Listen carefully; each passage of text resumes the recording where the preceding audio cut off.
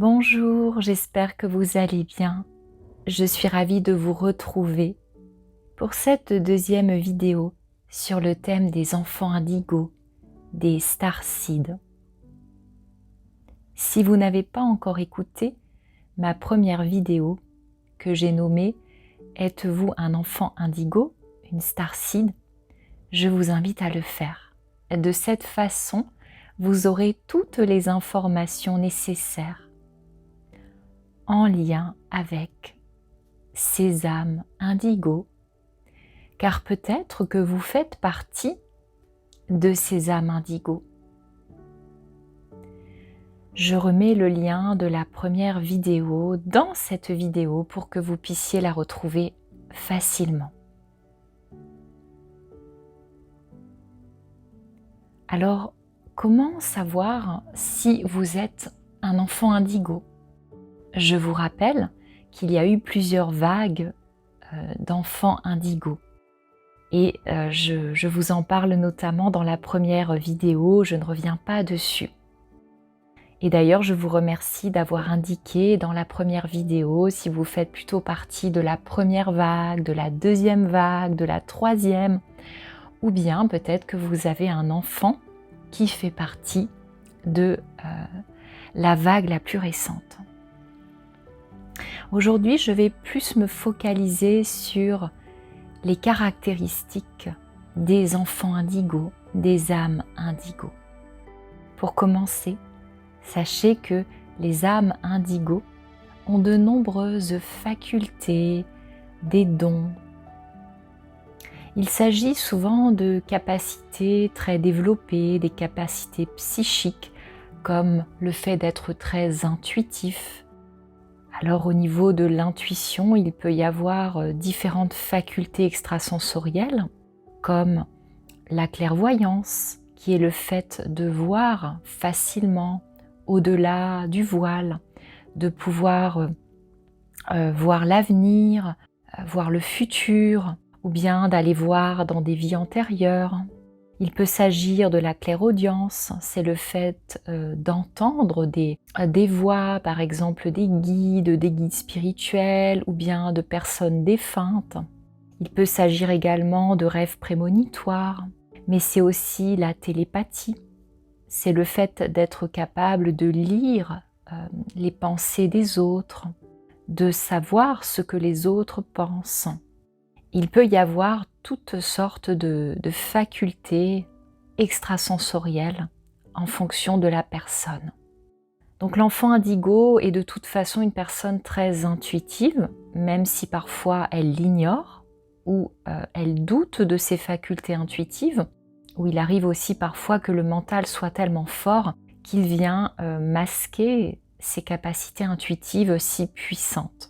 Alors, les facultés ou les dons peuvent également être en lien avec la capacité de guérir des personnes en posant les mains, tout simplement, sur le corps de la personne. Ou bien cela peut aussi être le fait d'avoir des dons, des facultés artistiques qui vont apporter un plus, comme le fait de dessiner, de peindre, d'écrire, ou bien d'utiliser sa voix. Mais de manière très intuitive, comme si une force en eux les poussait ou les guidait dans leur talent, dans leur art. Ce sont également des êtres très sensibles. Leurs sens sont très développés, ce qui peut les conduire à de l'hypersensibilité. Ils peuvent être par exemple très sensibles au son, au bruit, ne pas supporter certaines musiques, certains sons. Ils peuvent également percevoir les énergies au-delà des mots, capter facilement les énergies dans l'invisible. Vous savez, ce qu'on voit avec nos yeux physiques ne représente que quelques pourcents de ce qui existe vraiment. Simplement, nos sens, nos 5 sens, que sont la vue, l'odorat, l'ouïe, le toucher, ne permettent pas forcément de percevoir cette réalité qui est à notre portée. Et donc les enfants indigos ont cette capacité, ce fameux 6e sens qui leur permet de percevoir ce qu'il se passe dans l'invisible. Les enfants indigos Alors quand je dis les enfants indigos, bien sûr, ce sont les âmes. Vous pouvez être un adulte et être un enfant indigo. Ce sont des personnes qui sont souvent très interconnectées avec le grand tout, avec tout, mais sans forcément le savoir. Ce sont également des personnes très empathiques, qui se connectent facilement aux émotions des autres, d'où cette hypersensibilité. Quand les autres ne vont pas bien, quand les autres sont tristes, quand les autres souffrent, eh bien, cela peut leur créer beaucoup de souffrance. Ils ressentent donc fortement la souffrance humaine, la souffrance des animaux. Ils captent fortement l'énergie des lieux. Donc, quand il y a eu de la souffrance en un lieu, ce qu'on appelle les mémoires des lieux, les mémoires qu'on retrouve dans les murs, eh bien, ils peuvent être très mal à l'aise ou ressentir un malaise intérieur. Et ce sont de grands télépathes, comme je vous l'ai dit. Les enfants indigos ou starseeds se sentent souvent investis d'une mission. Ils ont ce sentiment, cette conviction qu'ils ont une mission à accomplir, qu'ils sont sur Terre pour une raison bien précise. Et d'ailleurs, ils se sentent très différents et étrangers à notre monde, à notre Terre, à nos fonctionnements.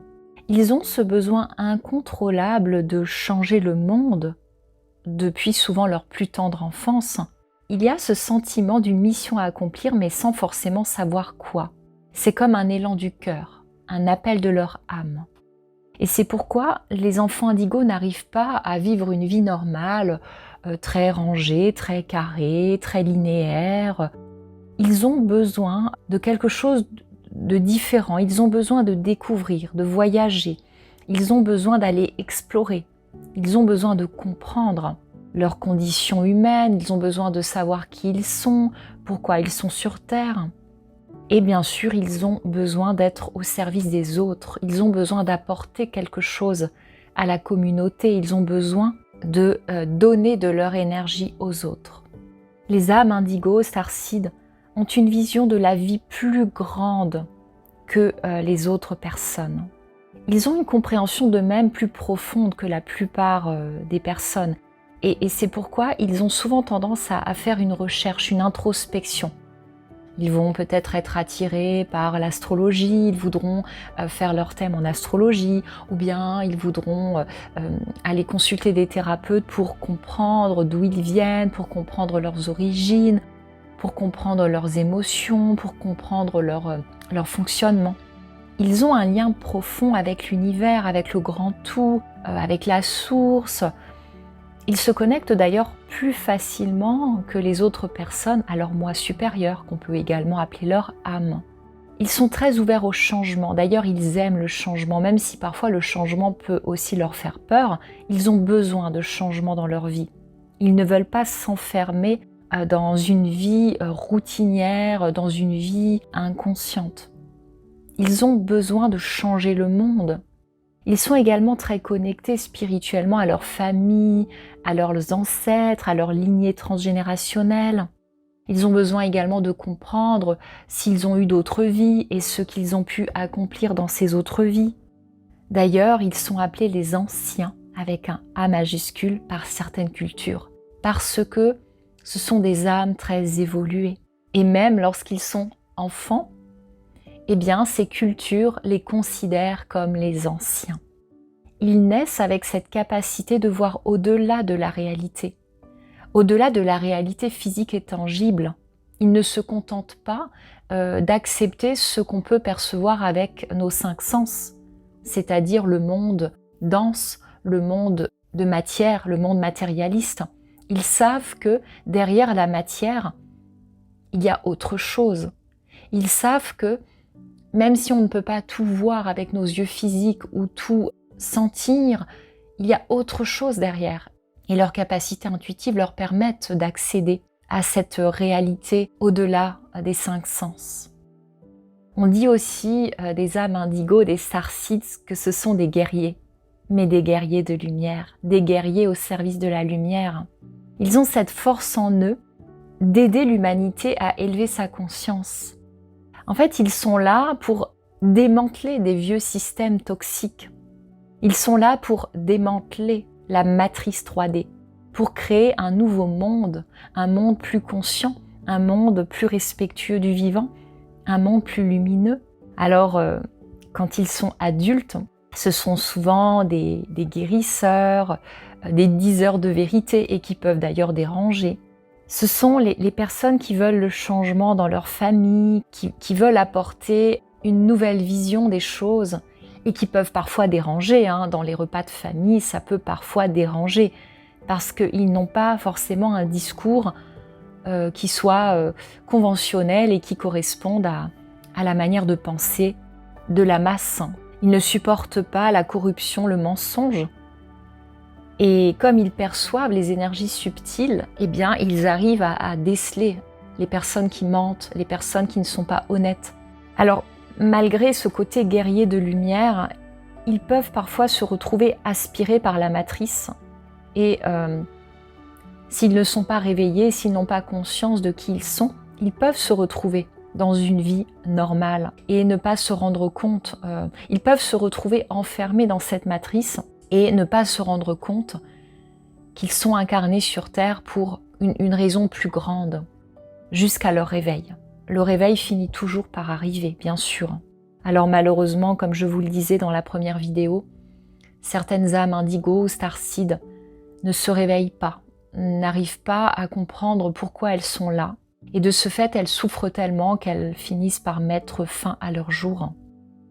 L'enfant indigo, l'âme starseed, l'âme indigo, possède souvent un fort caractère, une grande détermination, une certaine ténacité, une persévérance, même si en apparence ce sont des personnes plutôt douces, calmes et réservées. Mais lorsqu'elles veulent défendre leur vision du monde, lorsqu'elles sont en mode guerrier de lumière, eh bien, elles peuvent avoir tendance à faire vibrer ce caractère, cette ténacité, cette détermination.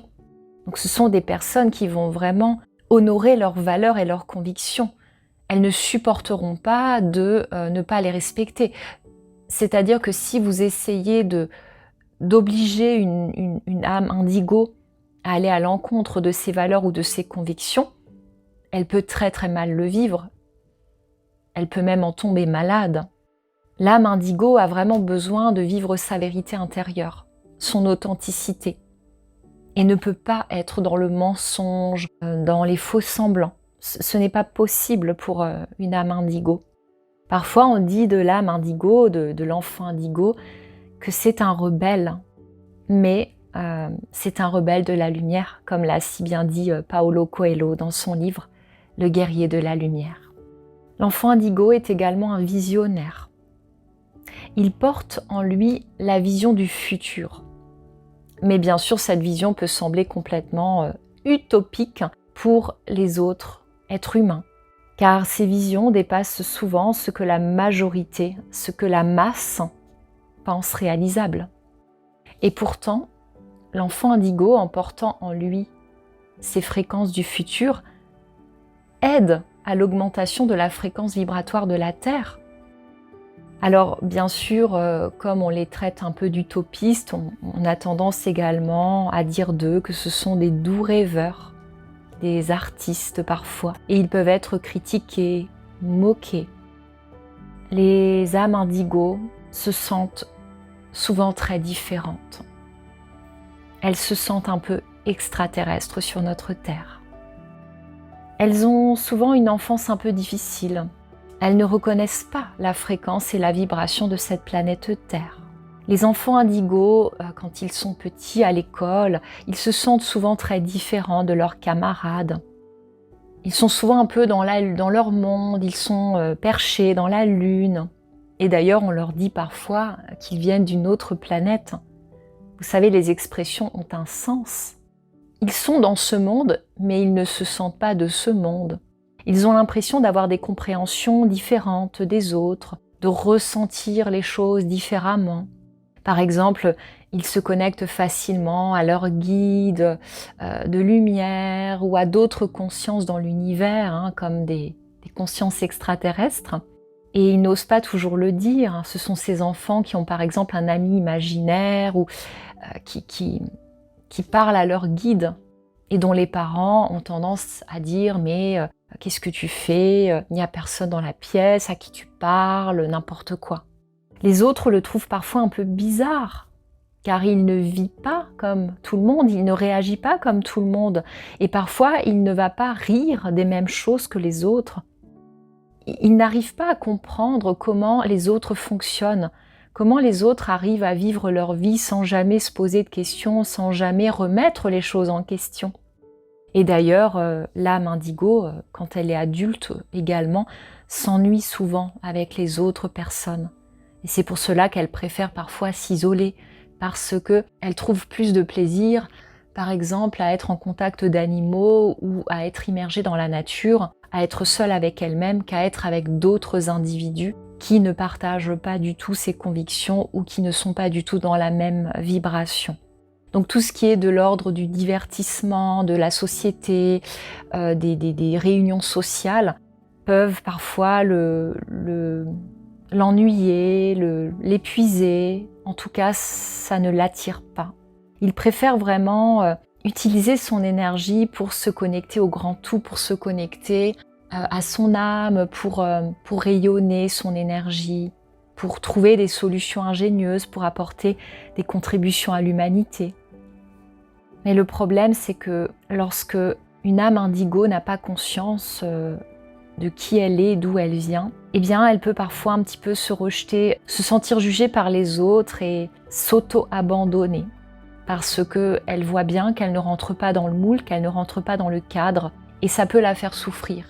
Elle peut se sentir tellement différente et avoir l'impression que c'est elle qui a un problème. Puisqu'elle n'a pas le consentement des autres, puisqu'elle ne fonctionne pas comme les autres, elle peut vraiment souffrir énormément et, comme je le disais, s'abandonner elle-même. Les âmes indigos sont des êtres très vertueux, Ils ont énormément de valeurs, de convictions très vertueuses comme l'intégrité, le respect du vivant, l'honnêteté, la justice, l'équité. Ils ne supportent pas le mensonge, la manipulation. Ils ont un grand besoin d'authenticité. Et c'est d'ailleurs pour cela qu'on ne peut pas les manipuler, parce qu'ils flairent la manipulation avec leur capacité intuitive. Donc ils ne cautionnent pas tout ce qui est mensonge, corruption, et ils ont une connexion à l'énergie d'amour et de paix très forte. Tout ce qui est en lien avec la bienveillance, l'écoute, le partage, l'empathie, le soutien est très important pour eux. Ce sont d'ailleurs des êtres très altruistes. Leur souhait, c'est vraiment de nous mener vers un nouveau monde dans lequel l'amour, l'intégrité règnent en maître. Et d'ailleurs, lorsqu'ils sont face à des individus qui sont dans le mensonge, la corruption, la manipulation, ils ne peuvent pas cacher leurs émotions. Et ils ont souvent des réactions très vives de par leur hypersensibilité. Ils recherchent vraiment dans l'énergie d'amour des fréquences plus hautes. C'est-à-dire qu'ils ne se contentent pas de l'amour purement humain, l'amour amoureux ou bien l'amour que l'on expérimente sur Terre, qui est un amour très possessif. On veut aimer les autres, mais on veut aussi les posséder, ou bien on veut que les autres nous donnent de l'amour en retour, ou bien parfois on veut être aimé parce qu'on a des carences affectives. Non, l'enfant indigo ou l'être indigo, l'âme indigo, recherche un amour bien plus élevé, bien plus cristallin, un amour presque inconditionnel. Et c'est pourquoi il ressent un amour pour tout, pour tous les êtres humains, pour tous les êtres vivants de manière générale, donc les animaux, la nature. Et il ne supporte pas que l'on puisse faire souffrir. Les âmes indigo, les enfants indigo sont curieux de tout. Ils ont besoin de tout savoir, de comprendre. Ils posent beaucoup de questions, notamment quand ils sont petits, et même ensuite en tant qu'adultes. Ils auront vraiment besoin de... D'ailleurs, ils se formeront beaucoup. Ils chercheront énormément à avoir toujours plus de réponses. Et donc, ce sont souvent des adultes qui sont en quête, tout le temps en quête, qui lisent beaucoup, qui se renseignent beaucoup, qui regardent beaucoup de reportages, qui cherchent. En fait, l'âme indigo, elle essaiera de comprendre tout au long de sa vie. Elle ne se contentera pas de faire des études de manière conventionnelle et puis, comme la plupart des gens, une fois que les études sont terminées, on ne cherche plus à comprendre. Non, pas du tout. Elles chercheront toujours à assouvir cette curiosité intérieure qui leur donne envie d'aller toujours plus loin dans leur compréhension. Les enfants indigos ont également un grand besoin de liberté, de liberté, d'indépendance, d'autonomie. Et d'ailleurs, ils peuvent avoir du mal avec l'autorité ou bien la hiérarchie ou la famille, surtout si ces personnes n'ont pas de haute valeur. L'âme indigo acceptera d'avoir peut-être un patron ou bien d'avoir un parent qui aura autorité sur lui, mais à condition que ces personnes soient dans des valeurs vertueuses. En revanche, un enfant indigo ne supportera pas d'avoir un parent qui soit injuste, d'avoir un parent intolérant, d'avoir un parent manipulateur. Et c'est pourquoi il réagira très mal. Au même titre qu'un adulte indigo ne supportera pas de travailler pour un patron ou un supérieur hiérarchique qui sera malhonnête ou qui sera dans l'injustice ou dans la manipulation. Ça se passera très mal parce que l'enfant indigo, l'âme indigo a besoin de cette intégrité, a besoin de côtoyer des personnes qui aient des valeurs élevées. Il est donc souvent bien plus à l'aise seul, il a besoin de se sentir libre. Il a besoin d'être lui-même. Il a besoin d'être en paix avec lui-même, avec les autres. Il a aussi besoin de penser librement. On ne peut pas le contraindre. La liberté est primordiale pour lui. Donc, si dans sa vie, il traverse des périodes où on cherche à le limiter, à le contraindre, il le vit très mal. Et peut-être que certains d'entre vous se reconnaissent par rapport à la période que nous avons vécue, la période en 2020, 2021 et même encore 2022, quand on nous a imposé des restrictions énormes à tout niveau, eh bien, on a également pu reconnaître les enfants indigos dans ces périodes-là parce que toutes les personnes qui finalement ont refusé les restrictions, les ont mal vécues, n'ont pas compris toutes ces restrictions, se sont en quelque sorte battues pour nos libertés, eh bien, souvent ce sont des âmes indigos. Ce sont des personnes qui privilégient vraiment l'authenticité, qui n'arrivent pas à se conformer à la norme sociétale établie. Ils ne suivent d'ailleurs pas forcément les règles sociétales, surtout si ces règles ne leur semblent pas justes. Vous voyez, une autre personne, une personne qui n'est pas une âme indigo, aura tendance à suivre les règles sans forcément se poser de questions. Ce sont des personnes qui se diront, eh bien, si nos gouvernements, si l'autorité en place a décidé de nous imposer cela, eh bien, on l'accepte, c'est comme ça, c'est pas grave, je fais avec. Une âme indigo, elle aura tendance à essayer de comprendre pourquoi est-ce qu'on nous impose ça, quel est le sens, quel est l'intérêt, à qui cela profite. Et si derrière il n'y a pas de véritable intention lumineuse, s'il n'y a pas d'intention vertueuse, eh bien l'âme indigo refusera ces contraintes ou ces règles. En réalité, tenter de contraindre un indigo revient à enfermer un oiseau dans une cage. Vous savez, un oiseau dans une cage, il finit par perdre sa vitalité, sa joie, il s'éteint peu à peu. Une âme indigo que l'on cherche à enfermer dans des règles, que l'on cherche à contraindre, eh bien c'est une personne qui s'éteint peu à peu, qui perd sa joie, qui perd sa créativité et qui finalement passe complètement à côté de son potentiel. Il y a donc peut-être actuellement parmi vous, parmi les personnes qui m'écoutent, des âmes indigos qui ont été mises en cage et qui se sont résignées, c'est-à-dire qui petit à petit ont perdu leur joie de vivre, leur vitalité, leur créativité, qui n'arrivent plus à se reconnecter à leur essence divine. Eh bien, si c'est le cas, j'espère vraiment que ma vidéo va vous redonner l'élan, va vous redonner l'envie de vous rappeler qui vous êtes et pourquoi vous êtes là. Dites-vous que vous n'êtes peut-être pas seul à ressentir cela. Peut-être que vous avez accepté des contraintes, que l'on vous a contraint, que vous avez accepté tout cela et qu'aujourd'hui vous vous dites eh bien c'est trop tard, je n'ai plus le choix, je me suis abandonnée il y a quelques mois, quelques années et maintenant c'est trop tard. Eh bien non, il n'est jamais trop tard pour vous reconnecter à votre énergie d'âme indigo parce que l'énergie que vous portez en vous, cette énergie de la source, cette énergie divine, cette énergie illimitée, elle transcende tout. Elle transcende toutes les limites et elle peut créer de véritables miracles. Alors les âmes indigo, les enfants indigo, les êtres qui ont cette énergie d'enfant indigo sont très tolérants envers les autres. C'est pourquoi ils aiment voyager, ils aiment découvrir des nouvelles cultures, ils aiment voir la beauté chez les autres, et la beauté avec un grand B. C'est-à-dire qu'ils vont essayer de chercher le meilleur chez les autres, dans les cultures, chez les autres peuples. Ils aiment vraiment découvrir et voir cette beauté partout où ils peuvent la trouver. De cette façon, ils vont tout respecter. Ils respectent les traditions des autres, les usages, les us et coutumes, mais aussi les religions. Même si les âmes indigos ne sont pas dans les religions. Ils n'adhèrent pas aux religions car ils savent au fond d'eux, au plus profond de leur être, que les religions sont des cadres, sont une sorte d'invention de l'homme dans le but de diviser et non d'unir. En réalité, ils n'ont pas besoin d'être dans des religions. Ils sont connectés directement à la source créatrice. Ils sont connectés souvent avec des êtres de lumière, comme des maîtres ascensionnés, des archanges, mais ils n'ont pas besoin des cadres religieux pour avoir cette connexion spirituelle. Mais pour autant, ils ne critiquent pas.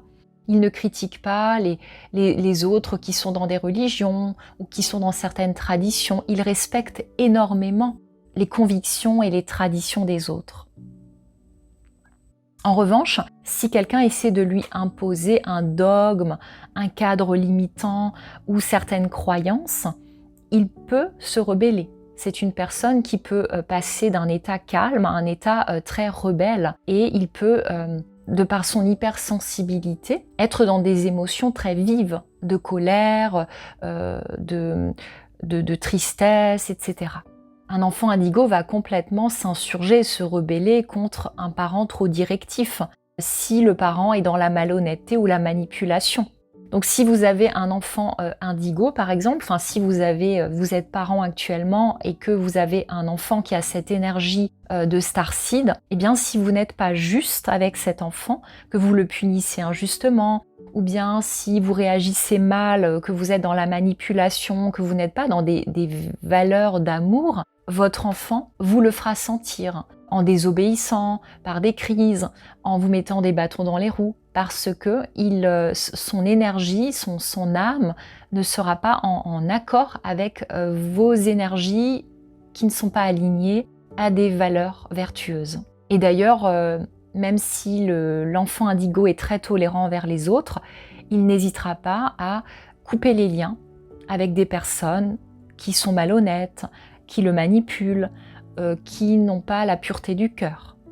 L'enfant indigo privilégie énormément son intériorité. Ces personnes sont plus centrées sur l'intérieur que sur l'extérieur.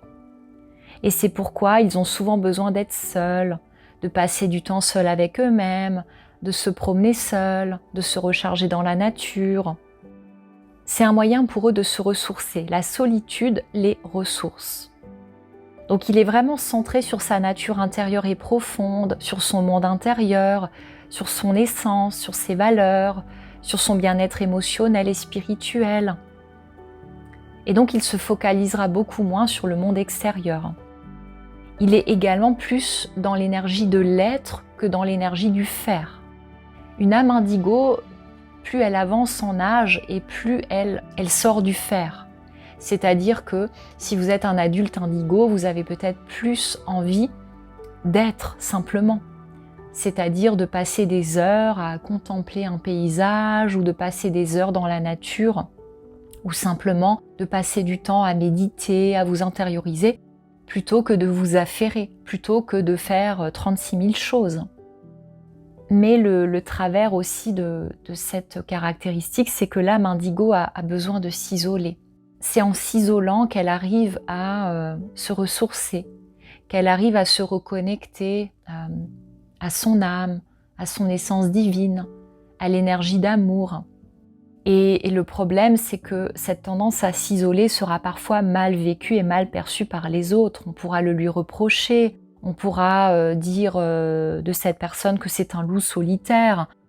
Et d'ailleurs, il y a même des psychiatres ou des psychothérapeutes qui ont étiqueté ces personnes comme ayant le syndrome d'Asperger, qui est une forme d'autisme.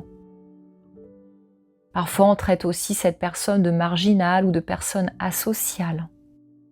Alors vous voyez, je fais une petite parenthèse.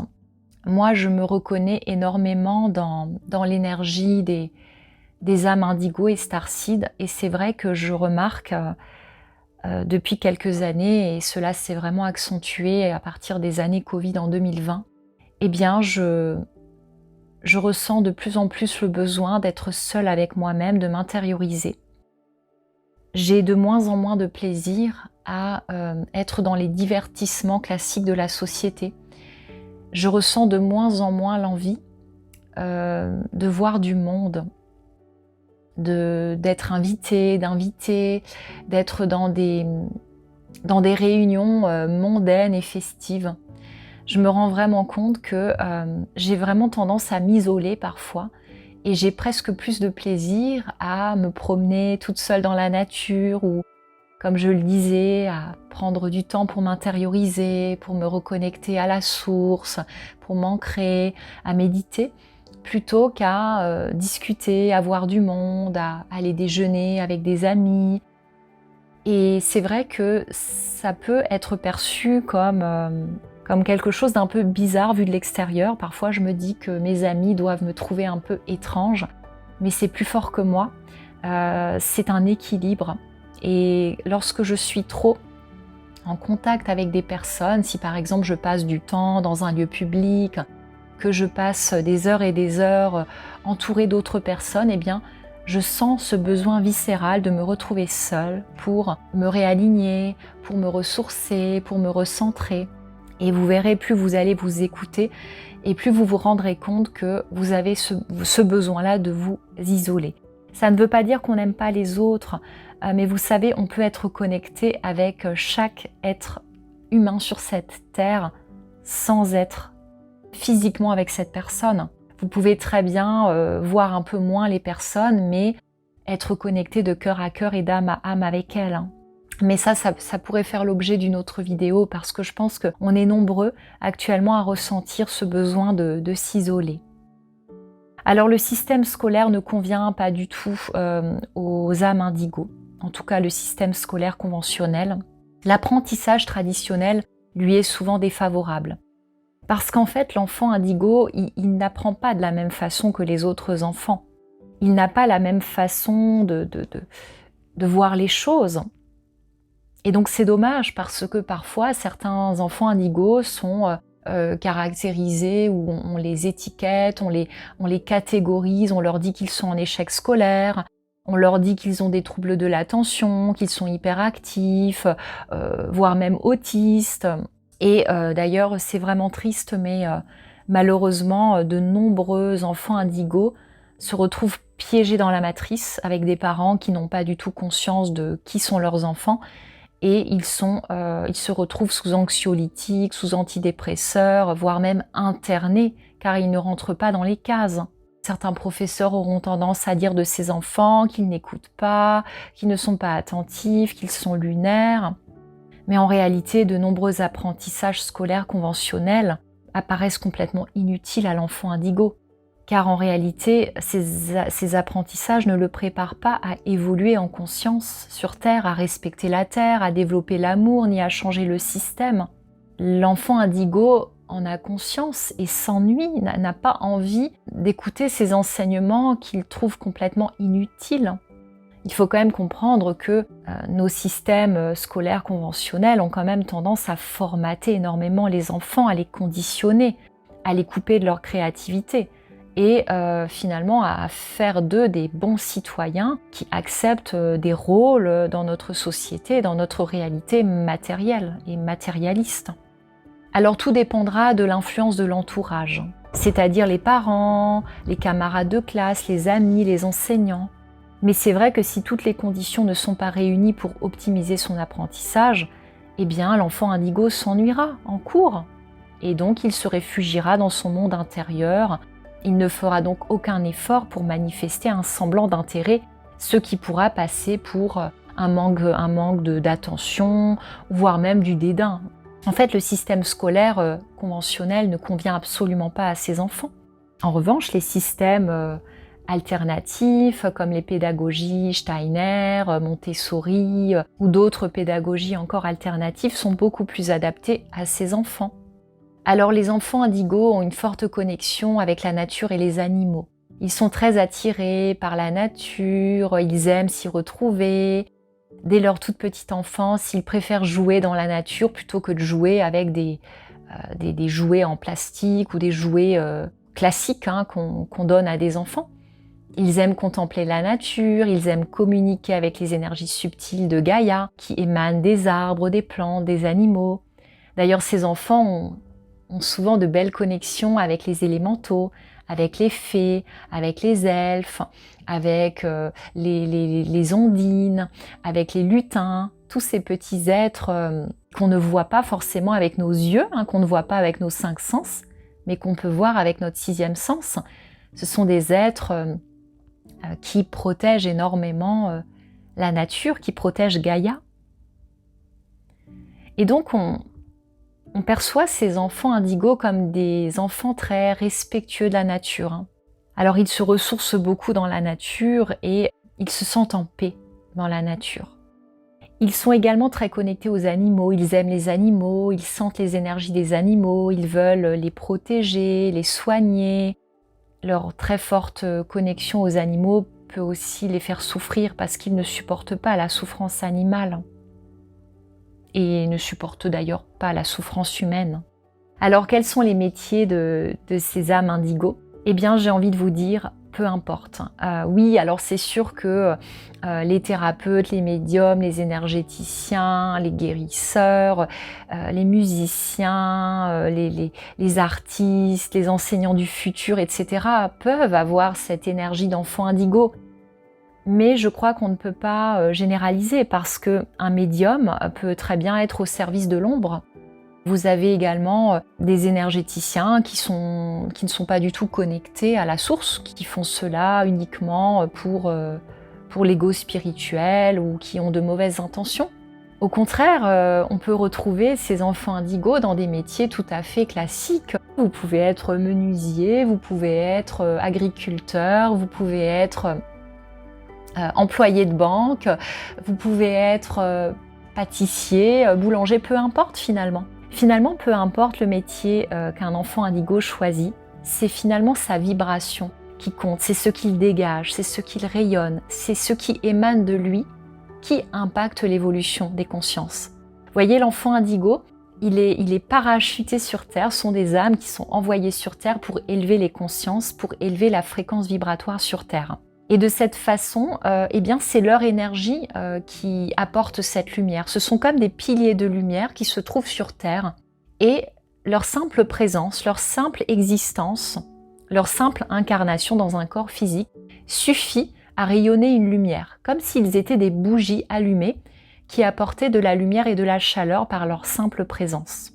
Certains enfants indigos rayonneront leur énergie plutôt par leur voix, certains ce sera plutôt par leur art, leur créativité. Vous voyez, par exemple, j'ai dans mon cabinet, là où je reçois les personnes en séance, eh bien j'ai une louve, une magnifique louve sacrée qui est peinte, et c'est une amie qui l'a peinte.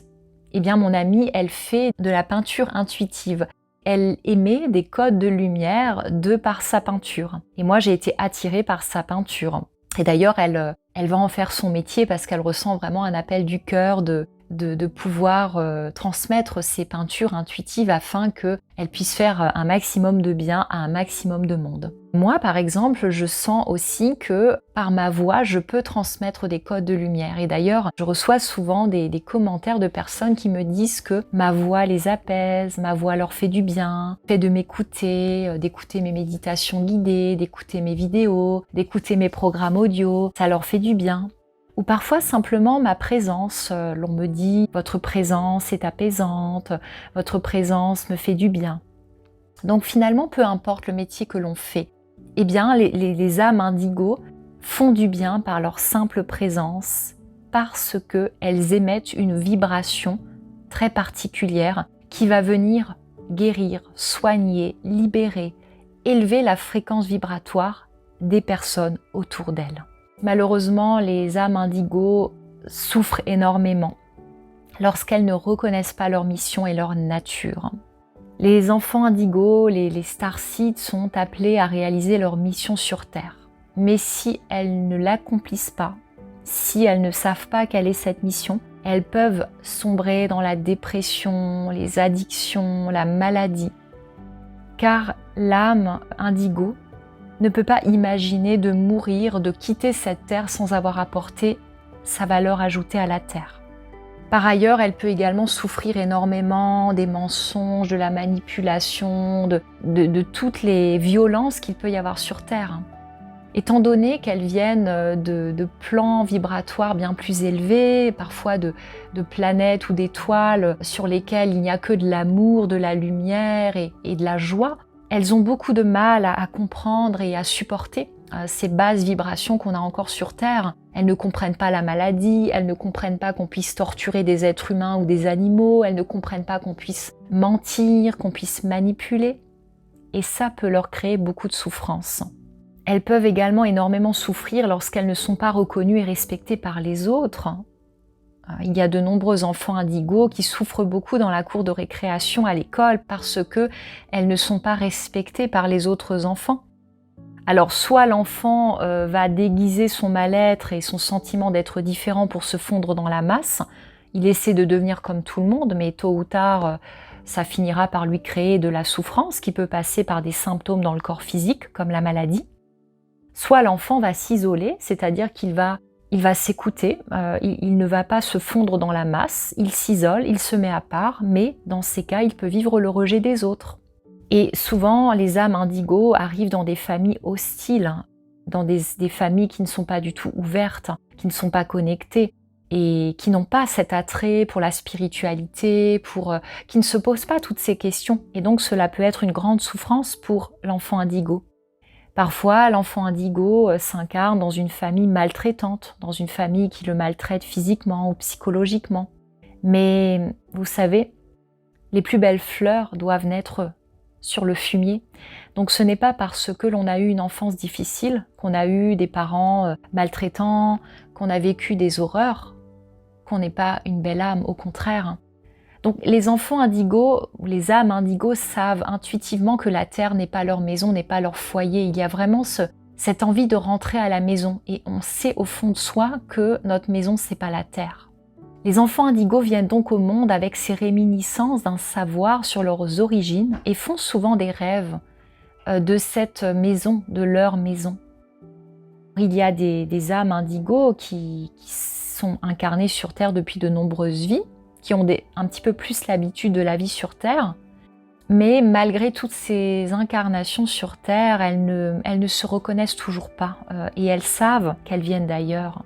Alors j'en reviens à tous ces enfants ou tous ces êtres qui ont été diagnostiqués HPI, Asperger, hyperactifs, avec des troubles du déficit de l'attention, qui souffrent d'un autisme avancé, etc. et qui sont complètement médicamentés. Alors il y a notamment la Ritaline, qui est un psychostimulant qui a été donné à ces enfants et qui a provoqué de nombreux effets secondaires.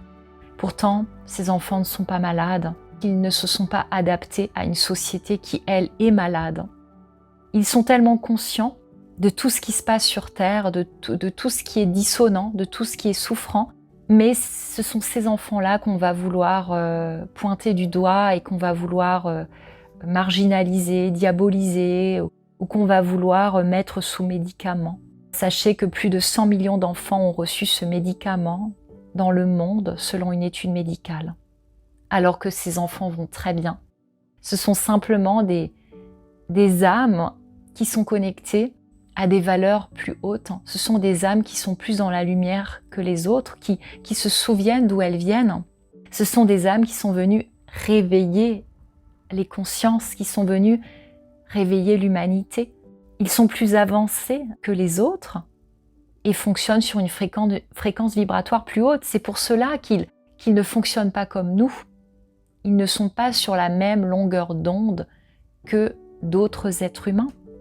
Et ils ont besoin de défis pour être attentifs. Sinon, ils ont tendance à se replier dans leur monde intérieur. Et ce qui est vraiment regrettable, c'est que tous ces médicaments ont étouffé étouffent leur belle sensibilité, leur don spirituel, leur belle énergie et les empêchent de rayonner qui ils sont vraiment. Il y a de nombreuses âmes indigos, de nombreux enfants indigos qui se sont retrouvés immergés dans des communautés qui vibraient dans une fréquence bien plus basse.